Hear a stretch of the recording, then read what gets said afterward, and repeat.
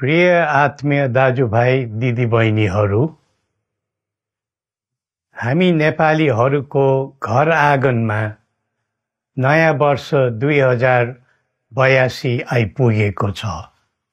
नयाँ घाम, नयाँ ज्योति, नयाँ उत्साह लिएर आएको नयाँ वर्षको उपलक्ष्यमा देश तथा विदेशमा रहे बसेका सम्पूर्ण नेपालीहरूको सुख र शान्तिको मङ्गलमय शुभकामना।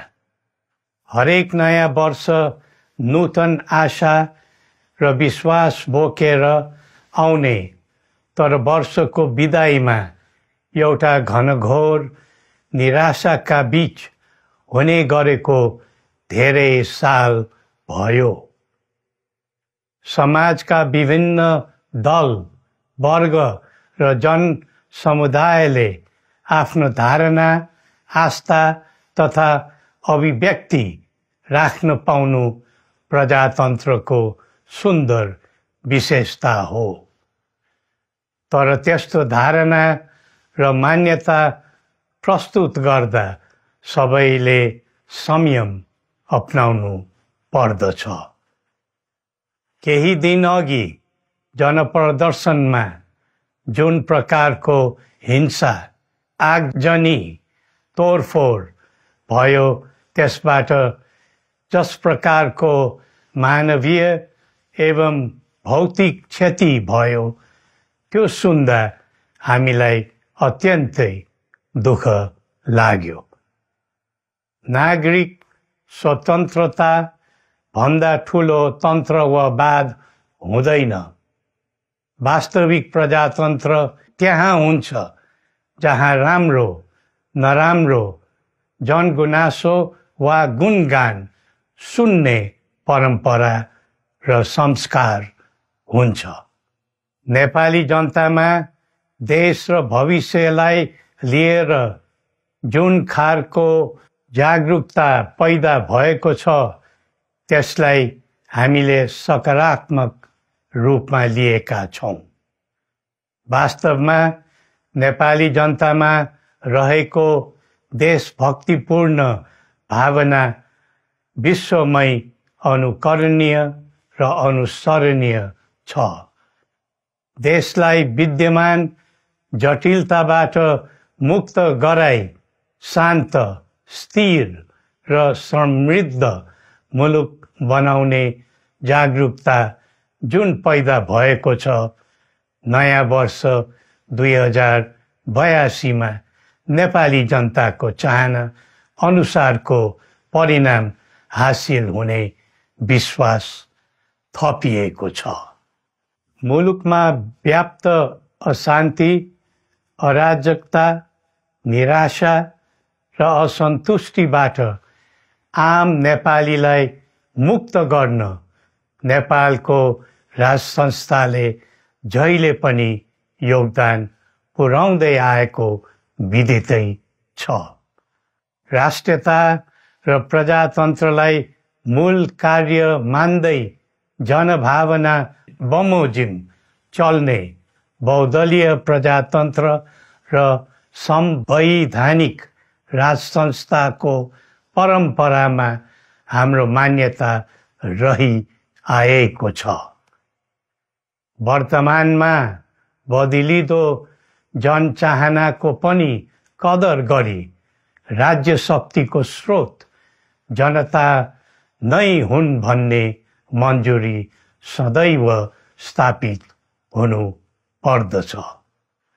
राष्ट्र निर्माता श्री 5 बरामहाराज धीराजको दिव्य उपदेशलाई नै अबको राज्य सत्ताको मूल मन्त्र सोच्नुमा के होला? सन्तुलित कूटनैतिक सम्बन्ध र आत्मनिर्भर नेपालको परिकल्पना नै पृथ्वी पथको मूल सार हो। यही नै राजनीतिको मूलधार हुनु पर्ने हो। विश्वको बदलिँदो परिस्थितिलाई मनन गर्दै विश्वव्यापीकरण र स्वतन्त्र व्यापारका आधारहरूलाई चुनौतीको रूपमा लिँदै चरम आर्थिक मन्दी भोग्नु परिरहेको अहिलेको सन्दर्भमा नेपाल जस्ता विकासोन्मुख देशले आत्मनिर्भर अर्थतन्त्र निर्माणको कार्यमा अर्जुन दृष्टि लगाउनु पर्ने समय आएको छ। स्वदेशी स्रोत साधनको प्रयोगले स्वदेशमै उत्पादन गरी स्वदेशमै खपत गर्दै आन्तरिक अर्थतन्त्रको चक्रभित्रबाटै मुलुकको समग्र अर्थतन्त्र आत्मनिर्भर र चलायमान गराउनु पर्ने विश्व परिवेश निर्माण हुँदैछ भन्ने सङ्केतहरू देखा परिरहेका छन्। विश्वकै उत्कृष्ट यो भूमिमा बाँच्न समेत गाह्रो हुने स्थिति पैदा भएपछि बढ्दो युवा पलायनलाई रोकी युवा शक्तिको श्रम र सिपलाई स्वदेशमै उच्च उपयोग गर्नु पर्दछ। युवा स्वरोजगारको निम्ति अवसरहरूको खोजी गरी नेपालमै आय आर्जन गर्न सक्ने वातावरण तयार गर्नुपर्ने आजको पहिलो आवश्यकता बनेको छ। सबै नेपालीको तन, मन र ध्यान त्यसैमा लगाउनु परेको छ। विश्वभरि छरिरहेका नेपालीहरू एकताका सूत्रमा बाँधिन अब ढिला गर्नु हुँदैन। आफ्ना ज्ञान, सिप र सामर्थ्य मात्र होइन, त्यहाँ आर्जेको पुँजी, स्रोत र साधन समेत नेपालमै लगाउनु पर्दछ भन्ने भावना सबैमा जागृत गराउनु परेको छ। प्रकृतिले दिएको स्वर्ग जस्तै सुन्दर हिमवत् खण्ड नेपाल सिँगार्न र विकासको विकुल फुक्न कसरी लाग्ने र लगाउने स्वदेश फर्क स्वदेश नै स्वर्ग भन्ने अभियान चलाउनु पर्ने आजको आवश्यकता भएको छ।